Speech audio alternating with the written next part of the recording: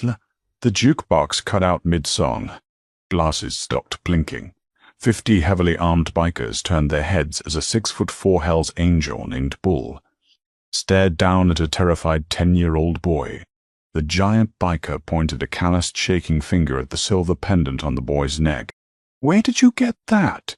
It was a scorching Thursday afternoon in July 2004, the kind of Mojave Desert heat that distorted the horizon into wavy, watery mirages. The Copperhead Saloon sat just off a battered stretch of Route 66 near Needles, California, a windowless canna-block dive bar that smelled perpetually of stale beer, bleach, and decades of cigarette smoke.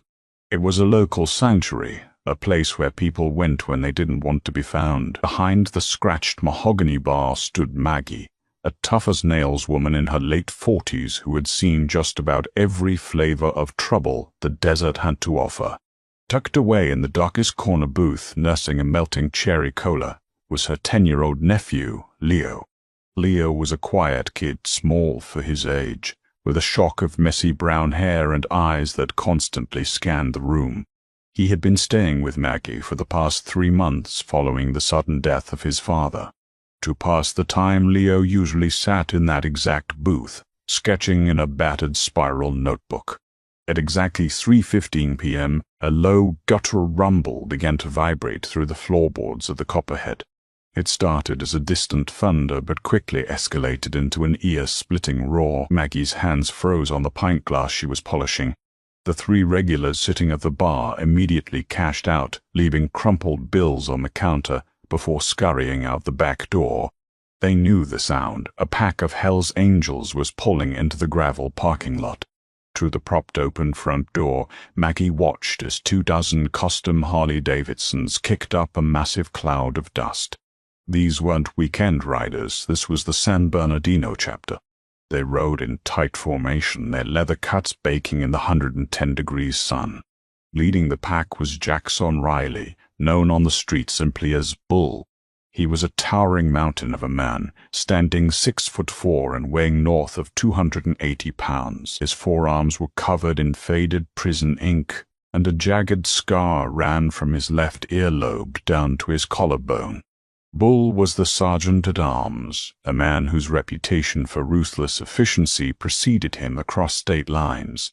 Flanking him were 2 equally imposing enforcers, guys known in the local files as Dutch, Miller, and Snake Henderson. The heavy wooden front door swung wide and the daylight poured in, framing the bikers in silhouette. As they stepped into the dimly lit saloon, the atmosphere in the room shifted instantly. The air grew thick, heavy with the smell of hot engine oil, sweat, and worn leather. Maggie swallowed hard. She gave Leo a sharp, silent look from across the room. "Keep your head down and stay invisible." Leo shrank back into the cracked red vinyl of the booth, pulling his knees up to his chest. "Afternoon, Maggie," Bull said, his voice a deep, gravelly baritone that carried over the twang of the country song playing on the jukebox. "Bull," Maggie nodded, keeping her voice steady. "What can I get you boys? The usual?" "Yeah, pitchers of Coors." "Keep 'em coming until we say stop," Bull commanded, leaning his massive frame against the bar. The rest of the chapter fanned out, claiming the pool tables, the dartboards, and the prime booths. They were loud, boisterous, and entirely in control of the room. For the first 20 minutes, everything went smoothly. Maggie poured beer, the bikers laughed, and Leo remained completely unnoticed in his dark corner. But the heat and the boredom were getting to the young boy. His pencil snapped against the paper of his notebook. Frustrated, he reached under the collar of his faded T-shirt to pull out the only thing he had left of his father, a heavy, custom-made silver necklace. It wasn't a standard piece of jewelry. It hung on a thick steel chain, a massive, solid silver pendant that caught the neon glow of the Budweiser sign hanging over the bar. Leo absent-mindedly rolled the heavy metal between his small fingers, feeling the familiar grooves and jagged edges of the design. Bull Riley, having just finished his second pint, pushed off the bar and began walking toward the restrooms at the back of the saloon. His heavy boots thudded against the hardwood floor as he passed the shadowy alcove where Leo was sitting. A flash of reflected neon light caught his eye. Bull stopped dead in his tracks. He slowly turned his massive head, his eyes locking onto the small boy in the booth. More specifically, his eyes locked onto the silver object dangling from the boy's hands. The sergeant-at-arms didn't move. He didn't breathe. The color literally drained from his sun-leathered face. For a man who had survived bar brawls, prison riots, and high-speed chases, he suddenly looked as though he had just seen a ghost. "Dutch," Bull snapped, his voice tight and dangerously low. Dutch Miller, who was chalking a pool cue nearby, looked up. "Yeah, Bull, kill the jukebox." Now, Dutch didn't ask questions. He walked over and ripped the cord right out of the wall. The sudden, deafening silence in the bar was terrifying. Every biker in the room stopped talking. Pool balls stopped rolling. 50 pairs of eyes turned toward their sergeant-at-arms, waiting for a command. Bull slowly approached the booth. He loomed over the table, casting a massive shadow over the trembling 10-year-old. He reached out a massive, scarred hand and pointed a calloused, shaking finger directly at the boy's chest. "Where did you get that?" The silence in the Copperhead saloon was so absolute you could hear the hum of the refrigerator compressor behind the bar. Maggie's heart dropped into her stomach. She dropped her bar towel and practically vaulted over the counter, rushing toward the booth. "Bull! Hey, Bull, back off!" "He's just a kid. He's my nephew. He doesn't know anything." Bull didn't even look at her. He just raised his left arm, holding it out like an iron gate to block Maddie from coming any closer. "I ain't gonna hurt him, Maggie," Bull said, his voice trembling with an emotion that sounded terrifyingly close to grief. "But I need to see that necklace. Right now." Leo was paralyzed. His wide, terrified eyes darted from the giant biker to his aunt. Slowly, with trembling fingers, he lifted the heavy silver chain over his head and placed the pendant on the scarred wooden table. Bull reached down and picked it up.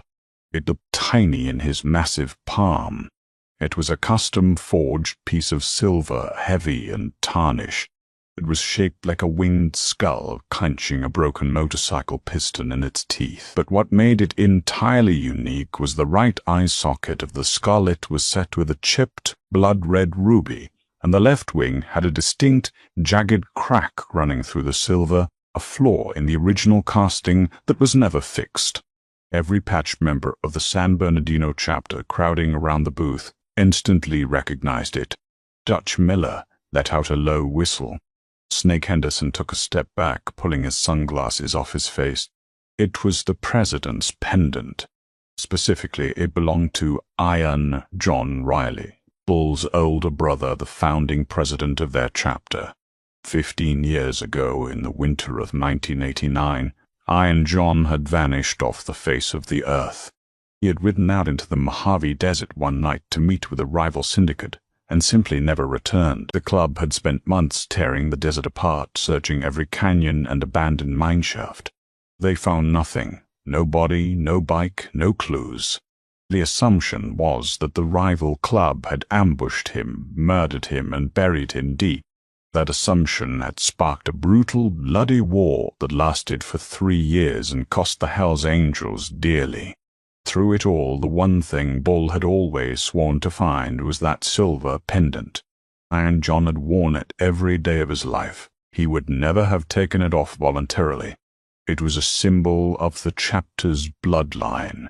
And now, a decade and a half later, it had just been pulled from beneath the t-shirt of a 10-year-old boy in a roadside dive bar. Bull's massive chest heaved as he stared at the silver skull. He gripped it so hard his knuckles turned white, the sharp edges digging into his palm. When he finally looked back down at Leo, his eyes were bloodshot and burning with a terrifying intensity. "Boy," Bull said, leaning down so his face was only inches from Leo's, "I'm gonna ask you one more time. And you need to tell me the absolute truth, or God help me, I will tear this bar down to the foundation. Where did you get this?" Leo swallowed hard, tears welling up in his eyes. He looked at Maggie, who gave him a terrified nod to answer the man. "My dad," Leo squeaked out, his voice cracking. "My dad gave it to me." Bull frowned, a deep crease forming between his brows. "Your dad? Did he buy it? Did he find it in the dirt? Who the hell is your dad?" "That Toby Amando." "He didn't find it," Leo whispered, wiping his nose. "He said it was a reminder. He gave it to me right before he got sick, before he died 3 months ago." "What was his name, kid?" Dutch Miller barked from behind Bull, stepping forward. "Give us a name." "Arthur," Leo said, shrinking back. "Arthur Pendleton." The name hit the room like a bomb. If the bar had been quiet before, it was now completely devoid of oxygen.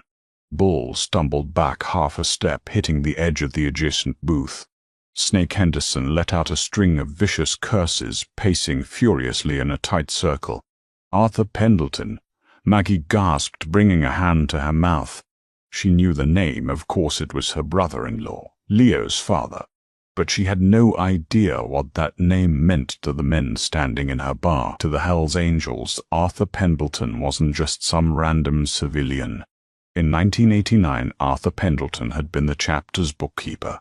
He was a quiet, nervous accountant who handled the club's legitimate businesses, the auto shops, the real estate, the bar revenues.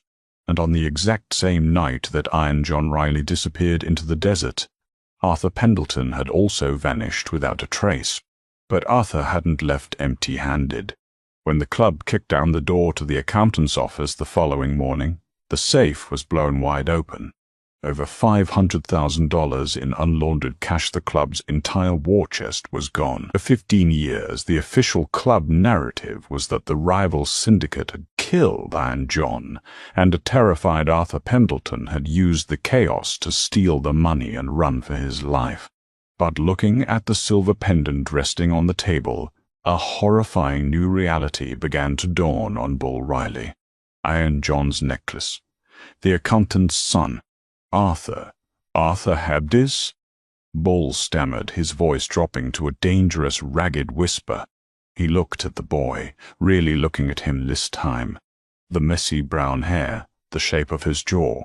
"He told me to guard it," Leo cried, tears finally spilling over his cheeks. "He told me it was the most important thing he ever took. Please don't take it.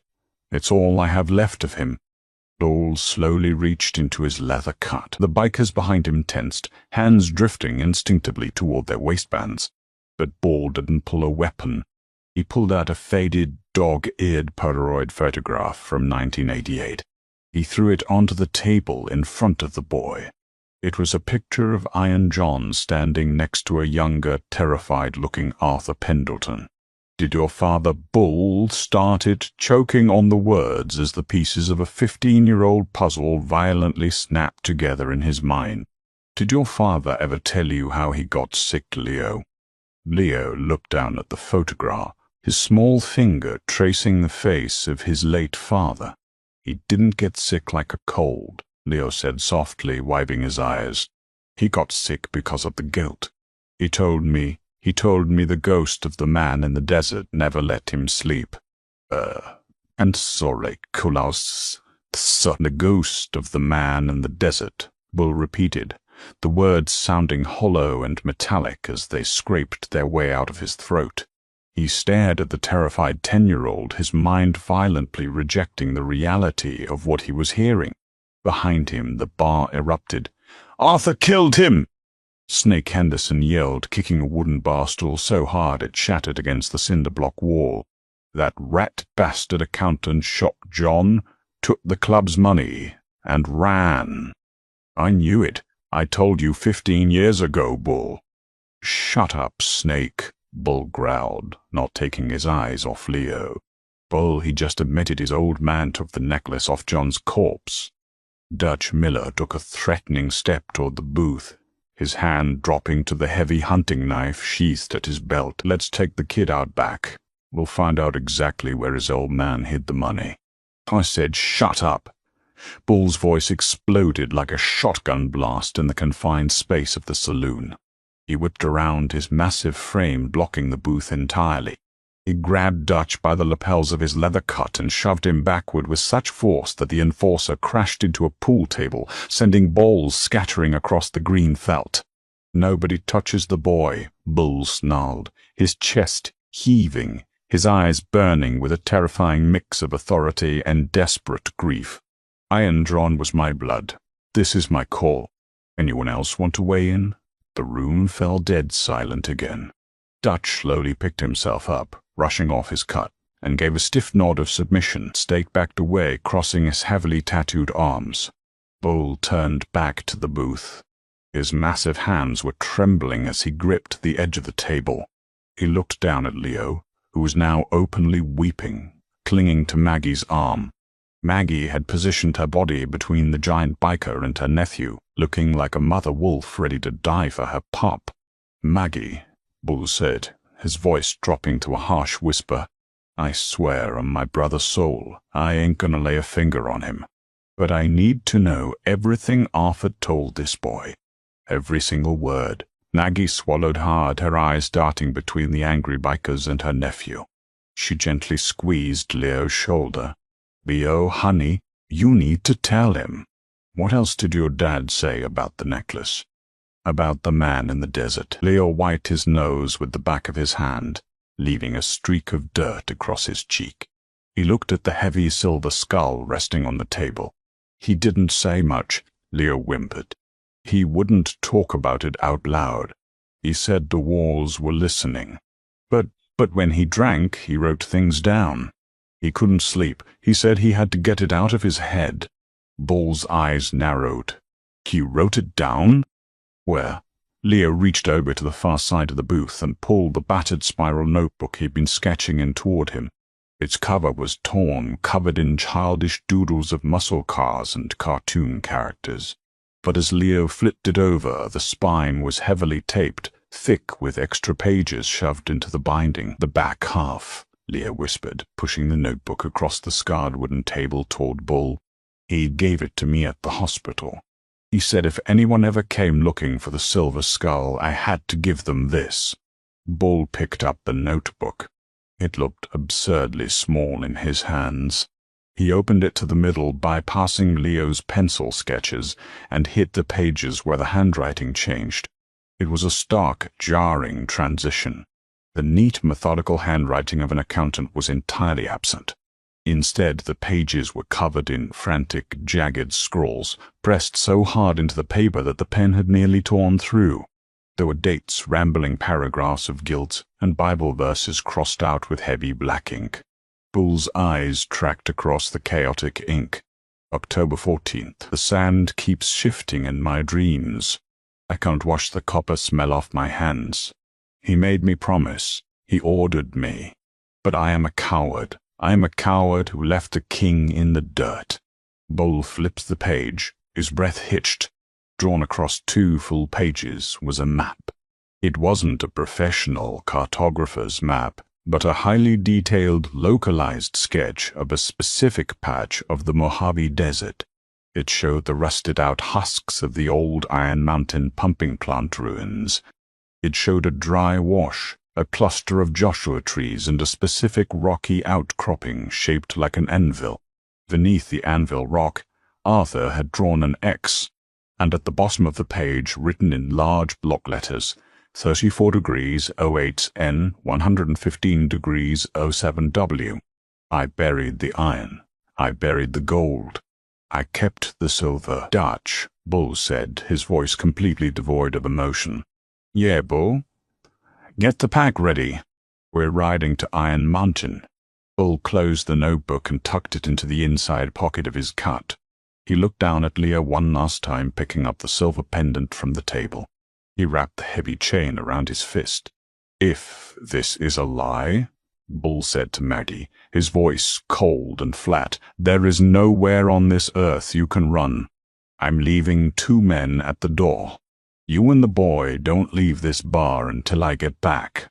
Within 3 minutes, the deafening roar of 24 Harley-Davidsons shook the foundations of the Copperhead Saloon. Maggie and Leo watched through the dusty front window as the pack tore out onto Route 66, leaving a massive plume of dust in their wake, heading straight into the unforgiving heart of the Mojave. It was well past midnight when the San Bernardino chapter arrived at the coordinates.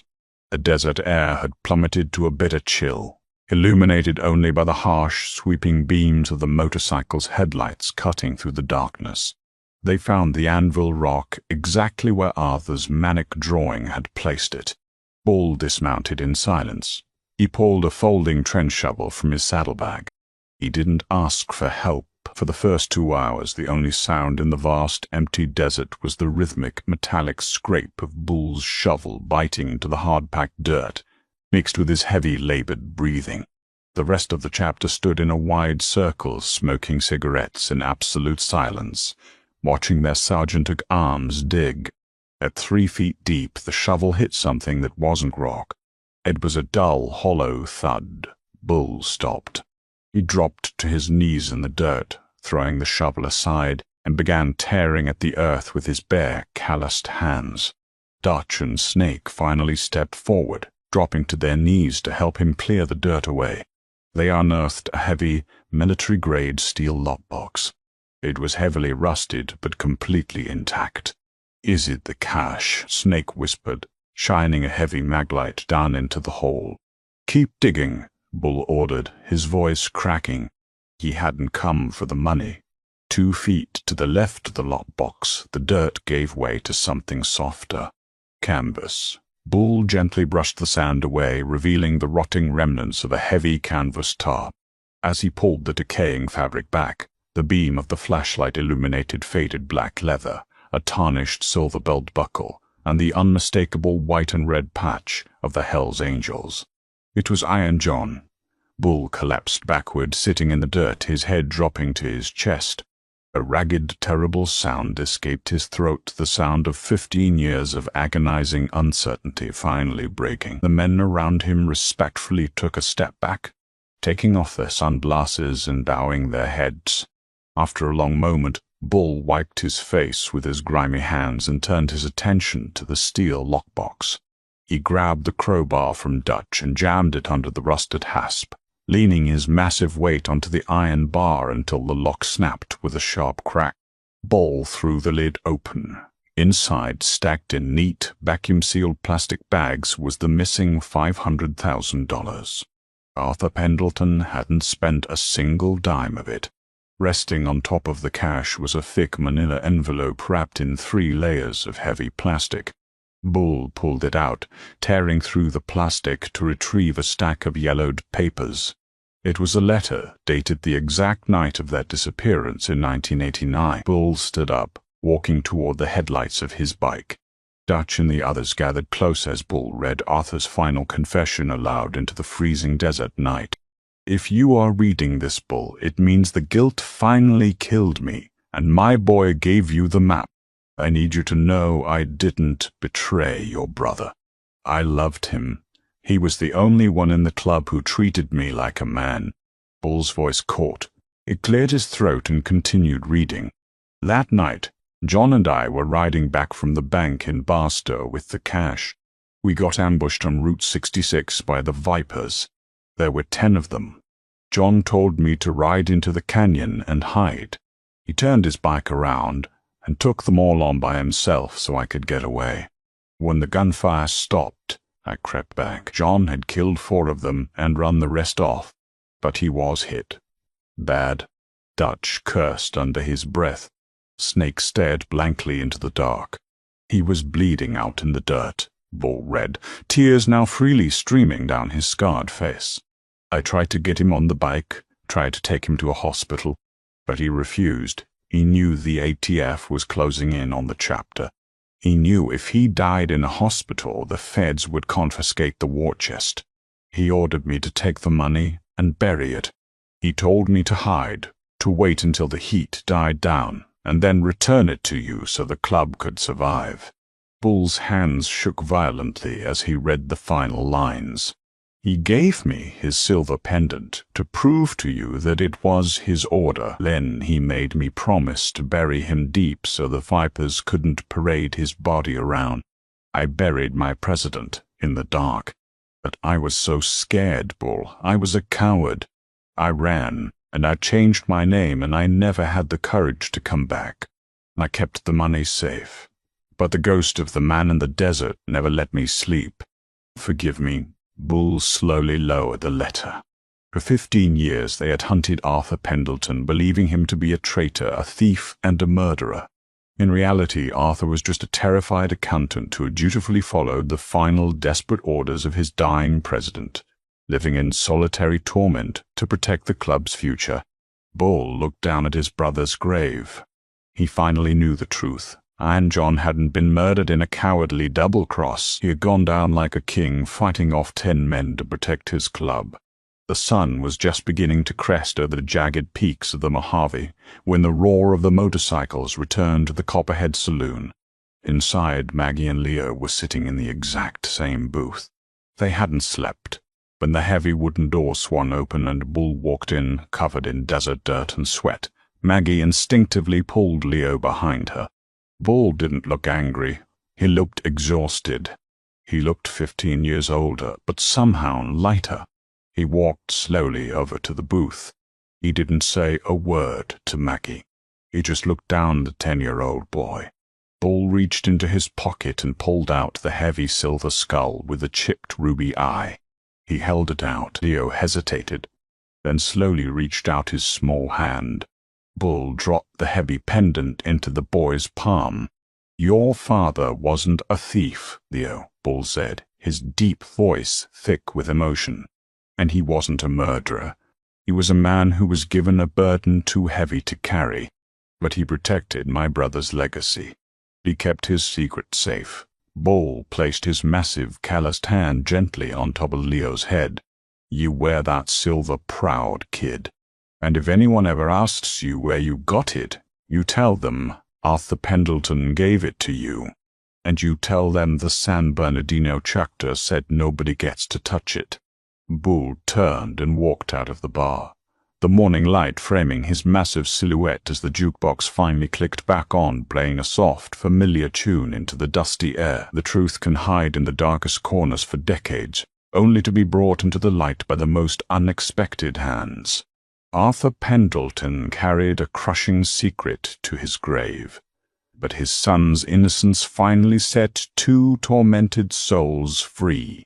If this gripping story of loyalty, misunderstanding, and ultimate redemption kept you on the edge of your seat, please hit that like button, share this video, and subscribe for more incredible true stories. The ground shook before we even saw them. Over 50 Harleys, gleaming chrome and roaring engines, surrounded Oak Ridge Middle School. Teachers panicked, locking doors. The Hells Angels had arrived, but they weren't there to start a riot. They were looking for one specific teacher. And what happened next shocked everyone. Sarah Jenkins loved her job, but she despised the politics of Oak Ridge Middle School, nestled in a wealthy suburb of Riverside, California. The school was a pristine institution where the parking lot was filled with luxury SUVs and the PTA meetings felt like corporate boardrooms. Sarah, a 28-year-old English teacher with a penchant for championing the underdogs, often felt like an outsider among the elite faculty. But no one was more of an outsider than 8-year-old Tommy Miller. Tommy didn't wear designer polo shirts or expensive sneakers. He came to school in scuffed combat boots, faded jeans, and an oversized denim vest that looked like it had seen decades of highway wind. He was a quiet, observant boy who sat in the back row of Sarah's homeroom, always finishing his reading assignments early, but rarely speaking a word. The other children gave him a wide berth, whispering rumors they had heard from their parents. The rumors were true, of course. Tommy's father was Big Dave Miller, a known, fully patched member of the Hells Angels motorcycle club. Dave was a towering man with a thick beard, tattooed arms, and a terrifying scowl. When he dropped Tommy off in the mornings on his roaring Harley-Davidson, the crossing guards would literally take a step back. Despite his father's intimidating reputation, Tommy was a gentle kid. He drew incredibly detailed sketches of birds and possessed a politeness that was entirely absent in the spoiled children of Oak Ridge's elite. Unfortunately, in a school where pedigree mattered more than character, Tommy had a target on his back from day one. The primary archer was Chad Henderson. Chad was the golden child of Arthur Henderson, a prominent local real estate developer and the president of the school board. Chad had learned early on that his family's money bought him immunity. He tormented the poorer kids, disrupted classes, and always played the victim when caught. Principal Richard Sterling, a man whose spine seemed entirely composed of PTA donations, never disciplined Chad. The tension finally snapped on a crisp Tuesday afternoon in October. Sarah was grading papers at a picnic bench during recess when she heard the shouting. She dropped her red pen and sprinted toward the edge of the playground. A crowd of children had formed a circle near the chain-link fence, pushing her way through the chanting kids. Sarah found Tommy pinned against the fence by Chad and two of his cronies. Chad was dangling something just out of Tommy's reach, a small, silver pocket watch. Sarah knew that watch. Tommy had brought it in for show and tell weeks ago. It had belonged to his late mother, one of the few physical memories he had of her before she passed away from cancer. "Give it back, Chad," Tommy demanded, his voice trembling, not with fear, but with a restrained, desperate anger. His fists were balled at his sides. "What are you going to do about it? Biker trash," Chad sneered, tossing the watch up and catching it. "Gonna get your daddy's little gang to beat me up. I said give it back." Tommy lunged forward. He didn't throw a punch. He merely reached for the watch. But Chad, realizing he was losing his audience, took a dramatic step backward, intentionally tripped over a tree root, and fell hard onto the asphalt. The watch slipped from his fingers, hitting a rock with a sickening crack. The glass face shattered. Chad immediately grabbed his knee and began to wail. "He pushed me, mister. Sterling! He pushed me!" Before Sarah could even reach them, Principal Sterling was already marching across the blacktop, his face flushed with indignation. He didn't look at the shattered watch on the ground. He didn't look at Tommy's devastated, tear-streaked face. He only saw Arthur Henderson's son clutching his knee. "Thomas Miller," Sterling bellowed. "My office, right this second." "Wait, Richard, that's not what happened," Sarah interjected, stepping between the principal and the boy. "Chad stole Tommy's property. Tommy didn't push him. Chad tripped." Sterling shot Sarah a warning glare. "Miss Jenkins, I do not need your input on disciplinary matters. Look at Chad's knee. This boy is a menace. It's exactly what I warned the district about when we let his kind enroll here." Sarah felt a hot flash of pure rage. "His kind," she echoed, her voice dropping to a dangerous whisper. "My office. Miss Jenkins. You too, since you seem to want to be his lawyer." 10 minutes later, the atmosphere in the principal's office was suffocating. Tommy sat in an oversized leather chair, staring blankly at the shattered pieces of his mother's watch in his palms. He wasn't crying anymore. He just looked incredibly small and defeated. Principal Sterling sat behind his massive mahogany desk, already drafting an expulsion recommendation. He had completely bypassed a suspension. "This is a zero-tolerance school. Thomas," Sterling said, adjusting his glasses, "we do not tolerate violence. We do not tolerate gang behavior." "He's 8 years old." "Richard Mott." Sarah slammed her hands down on the desk, startling both the principal and the boy. He is an 8-year-old child who was being bullied. Chad Henderson cornered him, stole a precious family heirloom, and broke it. I saw the entire thing. If you try to expel Tommy for this, I will formally dispute it." Sterling leaned back, interlacing his fingers. "Sarah, you are a bright young teacher.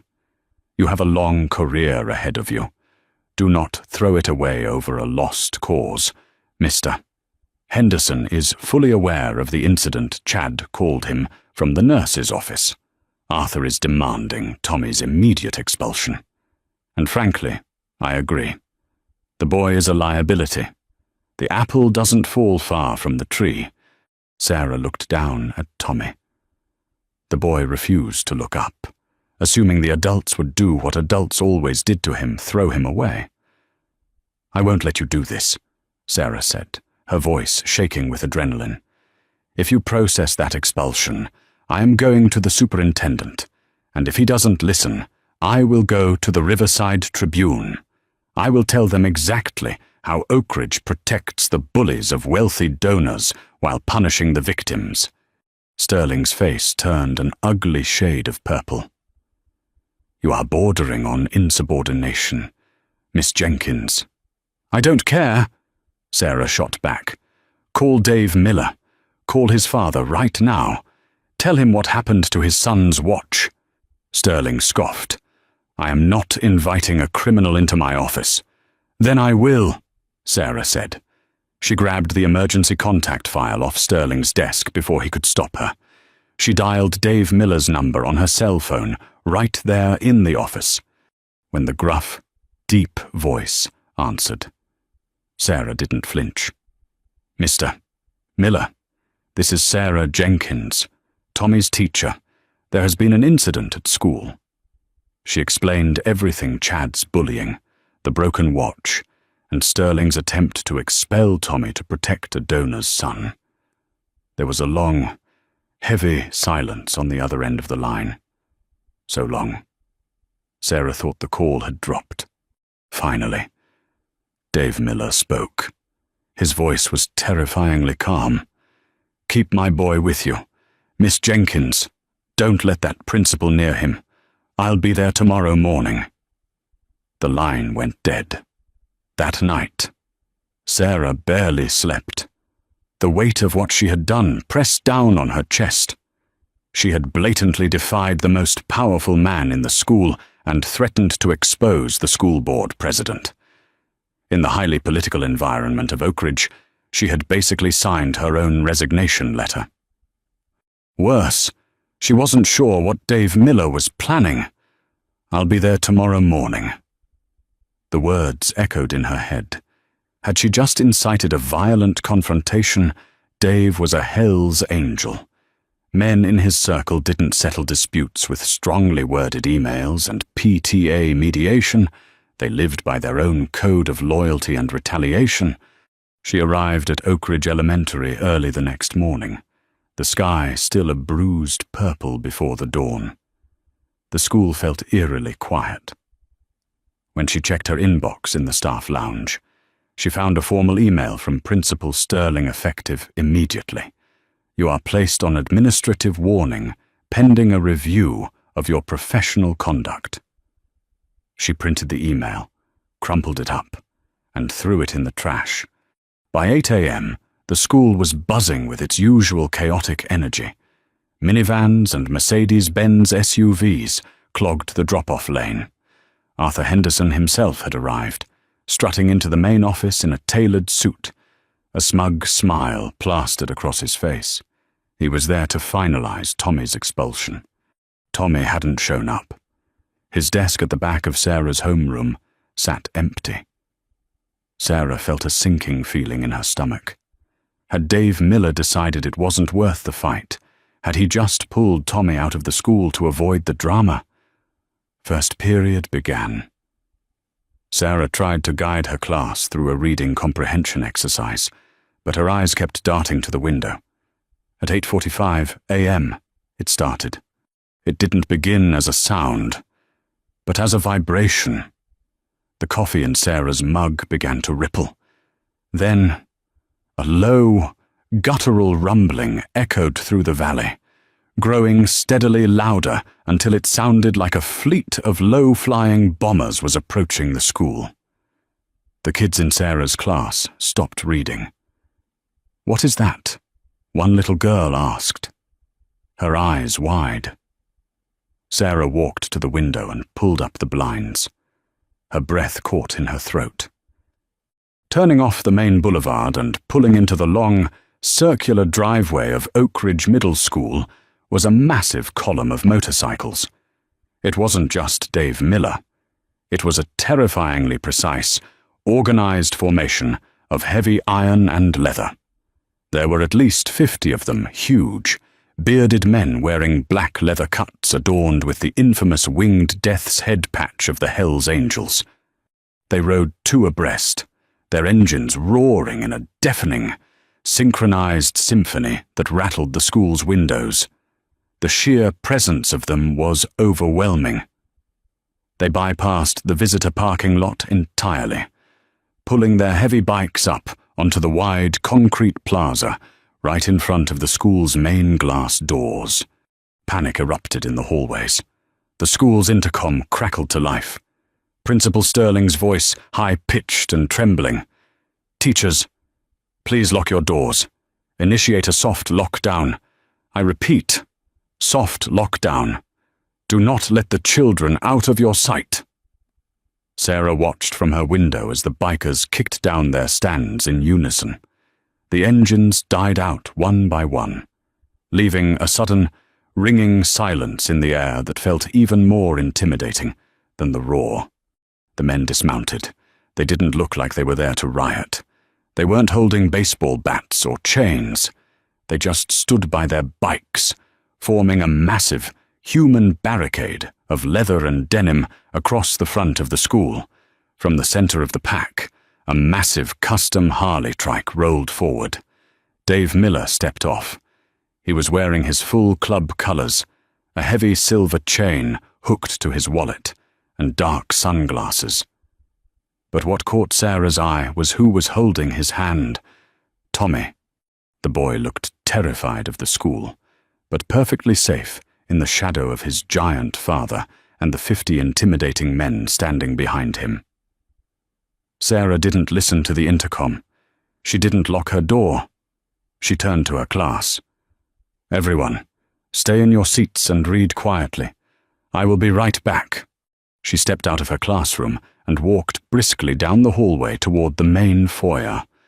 Through the glass double doors, she could see Principal Sterling and Arthur Henderson cowering behind the front reception desk. Sterling had a phone pressed to his ear, his face chalk white, likely begging the police to arrive. Sarah pushed past the trembling security guard and shoved the heavy glass doors open, stepping out into the cool morning air. 50 pairs of hardened eyes turned to look at her.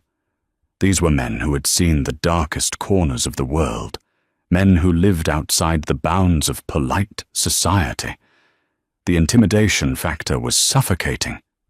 Dave Miller took his sunglasses off and looked down at Tommy. He pointed a massive, calloused finger at Sarah. "Is that her tea?" Dave asked. Tommy nodded slowly. "Yeah. Dad.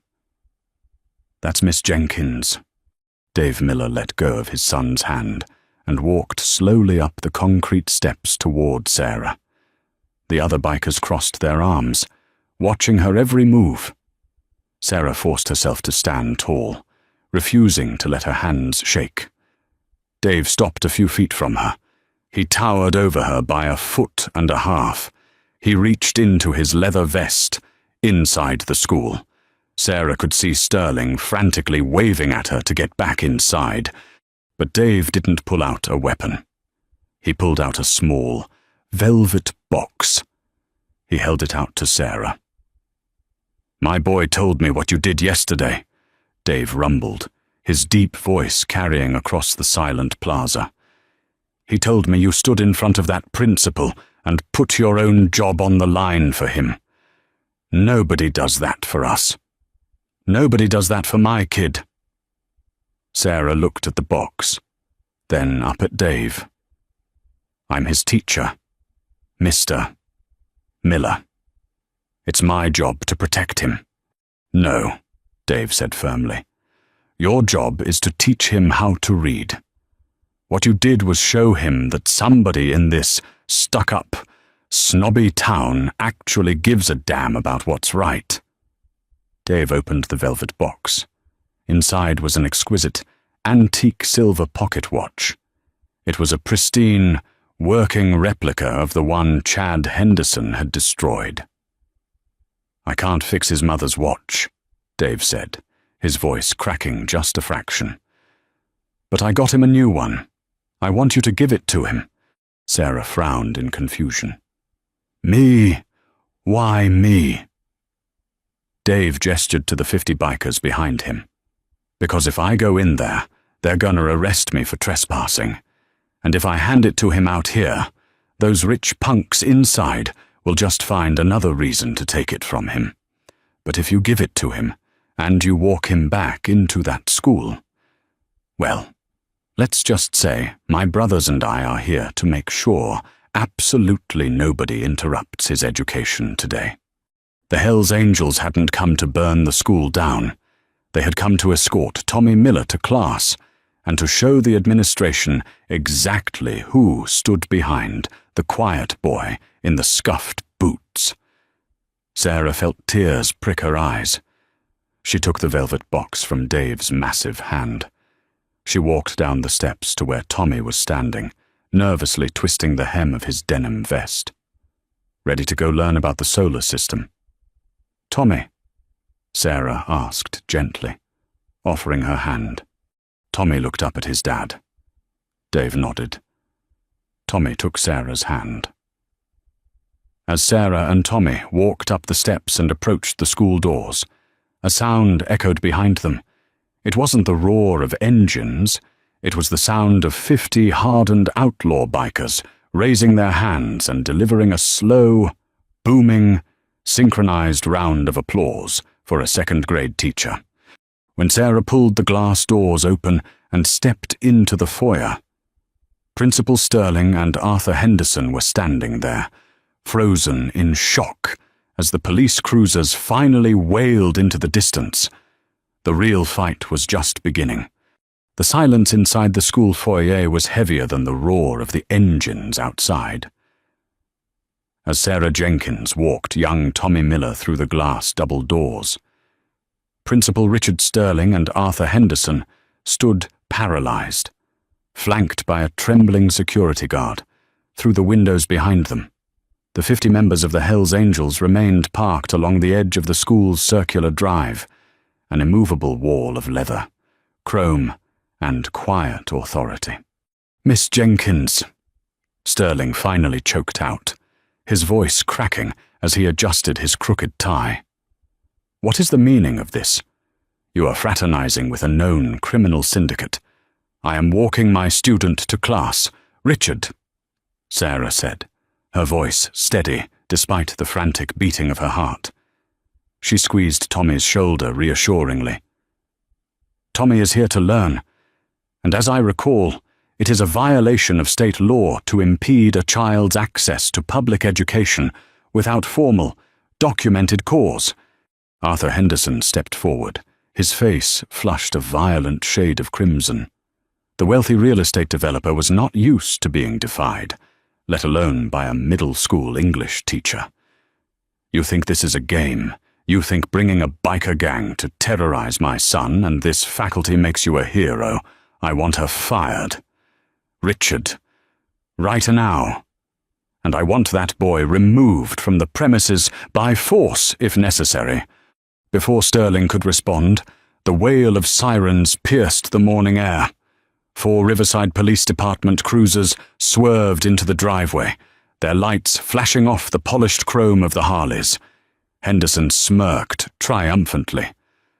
"Finally, the adults are here. Let's see how tough your biker friends are when they're in handcuffs." Sarah's stomach dropped. She watched through the glass as several officers drew their batons and approached Dave Miller. But Dave didn't flinch. He calmly pulled a piece of paper from his leather vest and handed it to the lead sergeant. Sarah couldn't hear the conversation, but she watched the sergeant's aggressive posture slowly deflate. The officer read the paper, looked at the line of neatly parked motorcycles, and then nodded respectfully to Dave. The sergeant walked up the school steps, pulled open the glass door, and stepped into the foyer. "Arrest them," Henderson demanded immediately. "They are trespassing and threatening a public school."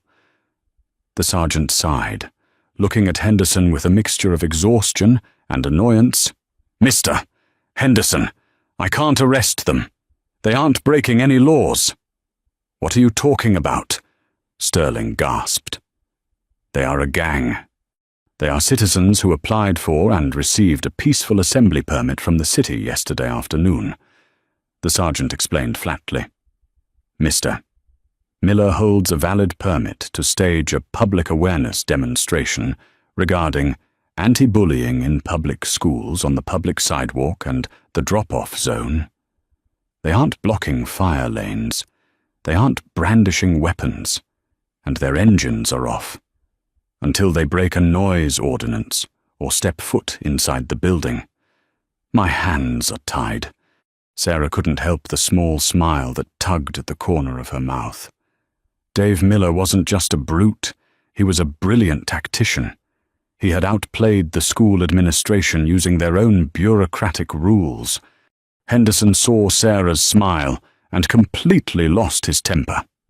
He rounded on Principal Sterling, pointing a manicured finger directly at the principal's chest. "If you don't fire this insubordinate woman right this second, Richard, I will pull every dime of funding the PTA provides. I will have you replaced by the board by Friday. Do it. Now." Sterling, a man who valued his comfortable salary above all moral obligations, caved instantly. He refused to look Sarah in the eye. "Sarah Jenkins," Sterling muttered, his face pale. "You are terminated from your position at Oak Ridge Middle School, effective immediately, for gross misconduct and endangering the student body. Gather your personal belongings. The security guard will escort you off the property." Tommy looked up at Sarah, his small eyes widening in horror. "Miss Jenkins, no, you can't leave. Please." Tears stung Sarah's eyes, but she refused to let Henderson see her cry. She knelt down to Tommy's eye level and gently placed the velvet box containing the new pocket watch into his hands. "I'm not leaving you." "Tommy," she whispered fiercely, "I am just going home for a little bit. You take this watch, you go to class, you do your math, and you hold your head up high. Nobody can take your dignity unless you hand it to them. Do you understand?" Tommy nodded, a single tear cutting a track down his cheek. Sarah stood up, gave Henderson a look of pure, unadulterated disgust, and turned toward her classroom to pack her things.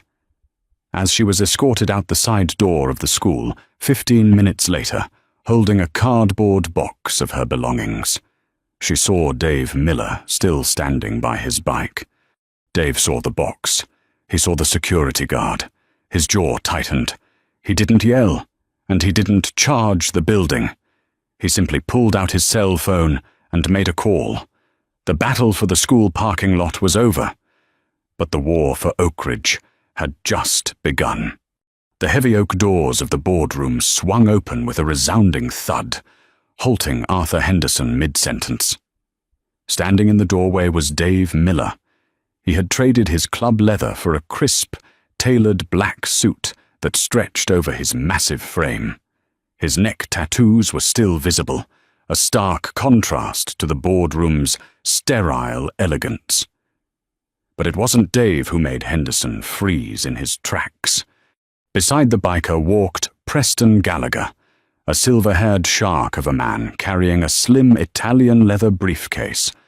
Gallagher was a senior partner at one of the most ruthless civil rights litigation firms in Los Angeles, a lawyer known for making multinational corporations sweat. "Security," Henderson barked, his face turning crimson. "This is a closed session." Security let us in. "Arthur," Gallagher replied smoothly, bypassing Sarah and tossing a thick stack of manila folders onto the polished mahogany table. They slid perfectly, stopping right in front of the stunned board members. "My client, Mr.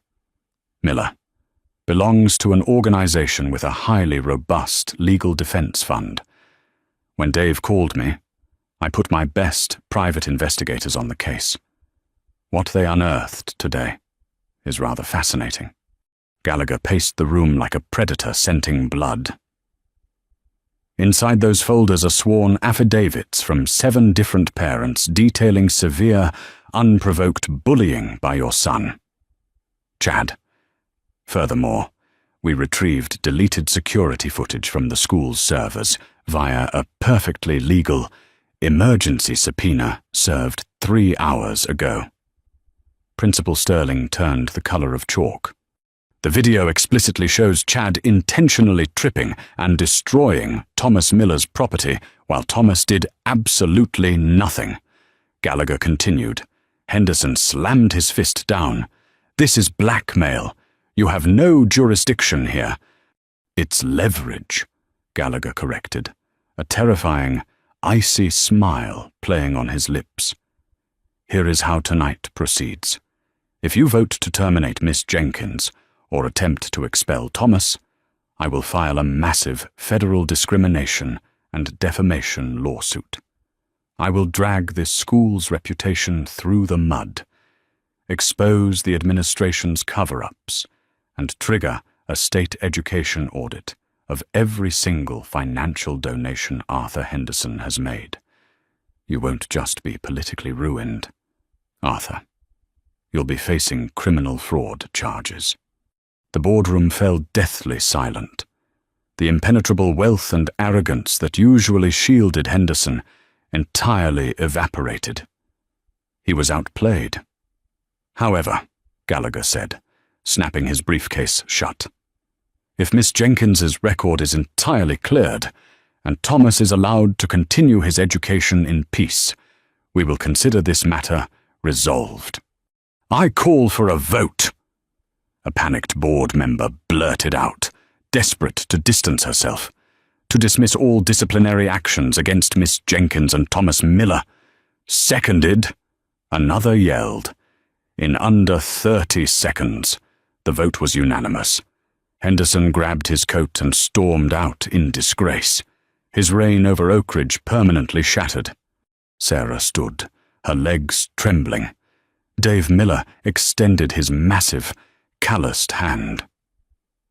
"You stood up for my boy, Miss Jenkins. The club takes care of its own. You're family now." The next morning, the drop-off lane was quiet, but when Sarah walked into her classroom, Tommy was already there, wearing his scuffed boots, holding his new silver watch, and smiling brightly.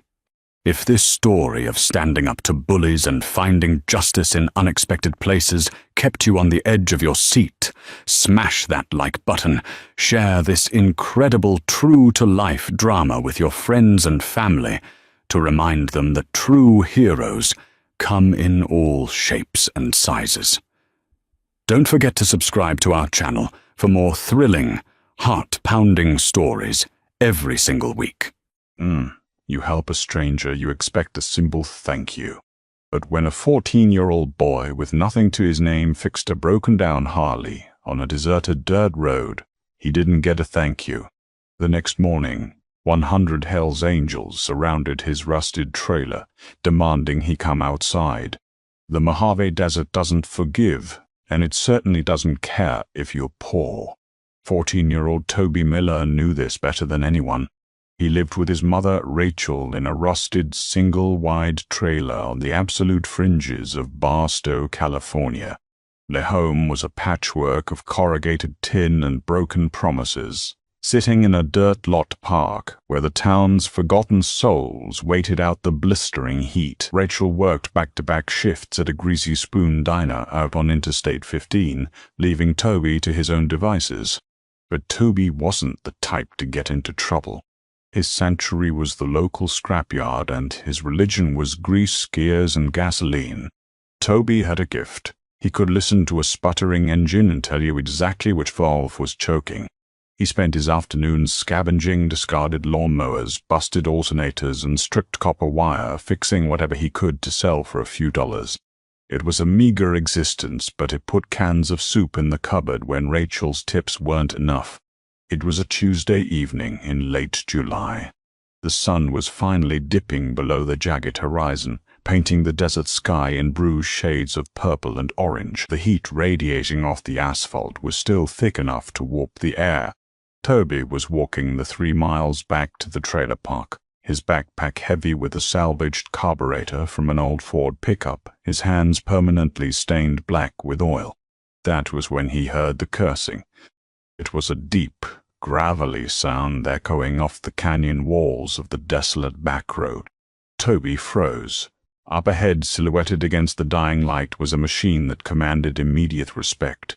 It was a customized Harley-Davidson panhead, stripped down, raked out, and painted a glossy, menacing black. But it wasn't moving. Standing beside it was a man who looked like he had been carved out of granite and bad intentions. He was easily 6'4", his arms corded with thick muscle and completely covered in faded, sprawling ink. He wore a heavy leather cut over a sweat-stained black t-shirt. Even from a distance, Toby could see the patches on the back. The top rocker read, Hell's Angle. The center featured the infamous winged death head. The bottom rocker read, California.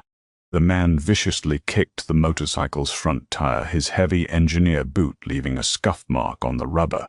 Son of a bitch, he roared, throwing a heavy wrench into the brush. Toby's heart hammered against his ribs. Every survival instinct he possessed told him to turn around and run. The Hells Angels were legends in this part of California, with deep roots stretching back to the original San Bernardino Burdu chapter. The stories whispered in town were filled with violence, loyalty, and a strict code that outsiders like Toby were better off avoiding. But Toby also looked at the bike. The unmistakable smell of flooded gasoline hit his nose. Before his brain could override his feet, Toby took a step forward. The gravel crunched loudly beneath his worn-out sneakers. The biker snapped his head around. His eyes, hidden behind dark aviator sunglasses, locked onto the small teenager. He had a thick, graying beard and a scar that snaked from his earline down into his collar. "What you looking at, kid?" The biker growled, his voice like rocks grinding together. "Keep walking unless you want to catch a bad day." I think I can fix it," Toby stammered, his voice betraying a slight tremble. The biker let out a harsh, barking laugh. "You? A scrawny desert rat is gonna fix a 64 panhead? Beat it. My brothers are bringing a truck from San Berdu, but they're 2 hours out. I don't need a Boy Scout playing mechanic." Toby took another step closer, dropping his heavy backpack in the dirt. "You're flooding it," Toby said, pointing a grease-stained finger at the engine. "I can smell the rich gas from 50 feet away. You've been trying to kickstart it for a while, right? Your S&S Super E-carb is overflowing. The float needle is stuck, probably sucked out a piece of rust from your tank." The biker stopped laughing. He crossed his massive arms, sizing the kid up.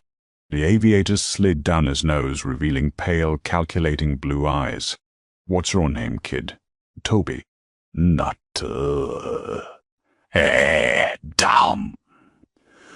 "I'm Brick," the man said, not offering a hand. "You got tools in that bag, Toby." "Yeah. You touch my bike and you break something else, I'm taking it out of your hide. Understand?" Toby nodded, swallowing hard. He unzipped his backpack and pulled out his roll of scavenged tools. He approached the Harley as if it were a sleeping dragon. Kneeling in the dirt, the residual heat of the engine baked his face. He was right, gas was weeping from the overflow tube of the carburetor. Brick watched like a hawk, his shadow looming over the boy. Was riding back from Oakland, Brick muttered almost to himself. Annual run, memorial for Sonny. Bike started sputtering just past the county line. Toby didn't know who Sonny was, though he figured it was someone important in the biker's world. He didn't ask. Instead, he got to work. He carefully unscrewed the float bowl of the carburetor. Gasoline spilled out, soaking into the dry earth. Toby squinted in the fading light, inspecting the brass float needle. "Here," Toby said, holding up a microscopic fleck of red debris. "Tank lining is flaking." It wedged the needle open. Gas just kept pouring in, flooding the cylinders. Brick grunted, kneeling beside him. "Well, I'll be damned. Can you clear it?" "I can," Toby said, pulling a thin piece of copper wire from his pocket. "But your plugs are probably fouled from all the rich running. Got a spark plug wrench?" Brick nodded, pulling a leather tool roll from the front forks. For the next hour, the massive Hell's Angel and the poor teenager worked side by side in the dirt. Toby meticulously cleaned the carburetor, reassembled the float bowl, and pulled the spark plugs, burning the excess carbon off the electrodes with a cheap butane lighter. It was completely dark by the time Toby tightened the last bolt.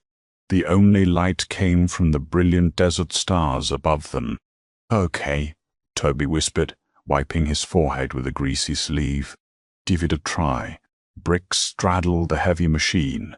He turned the ignition, primed the throttle twice, and brought his heavy boot down on the kickstarter with a violent thrust. The engine didn't sputter. It exploded into a deafening rhythmic roar. Potato, potato, potato. The idle was smooth, aggressive, and perfect.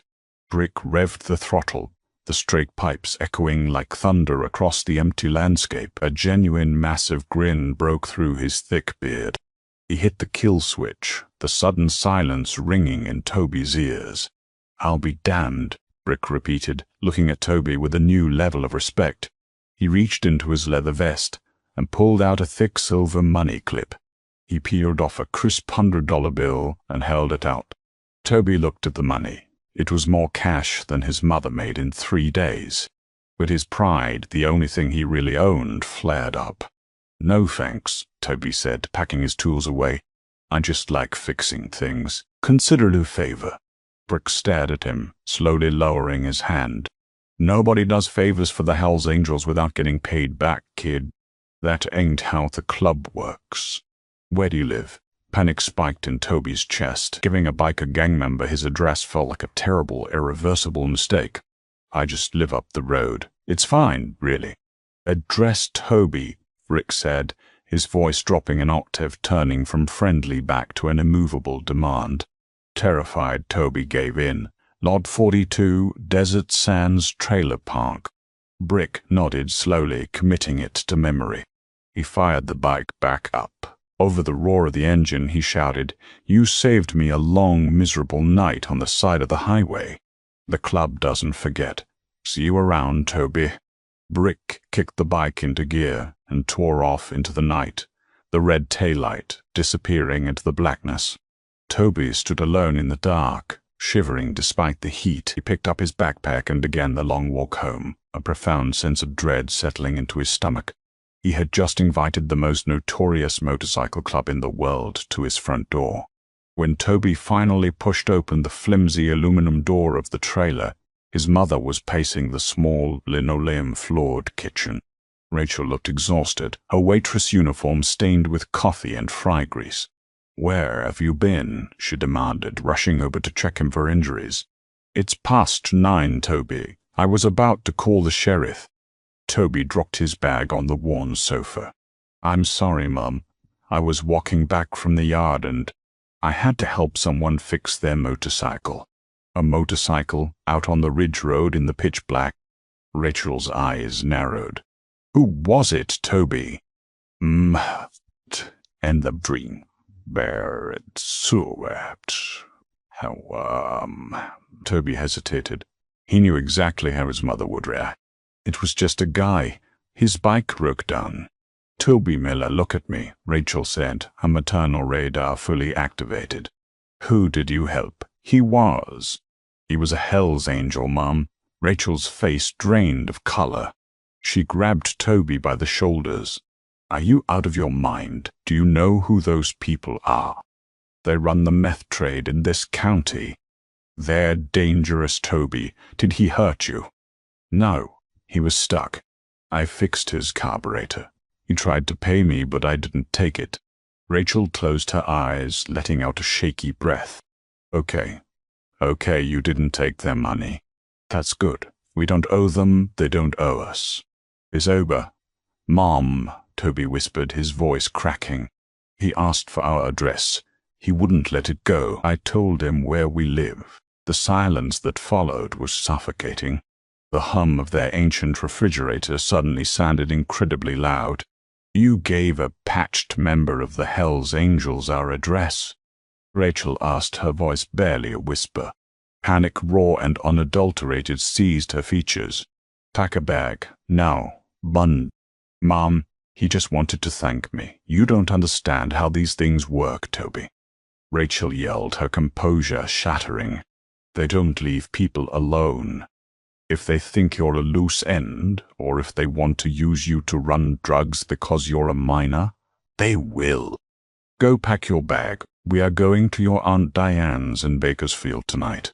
Toby, now terrified by his mother's reaction, ran to his tiny bedroom. He threw 3 changes of clothes and his best tools into a duffel bag. Within 10 minutes, they were out the door, rushing toward Rachel's beat-up 1998 Ford Escort. Rachel jammed the key into the ignition and turned it. Click, click, click, click. No, Rachel sobbed, hitting the steering wheel.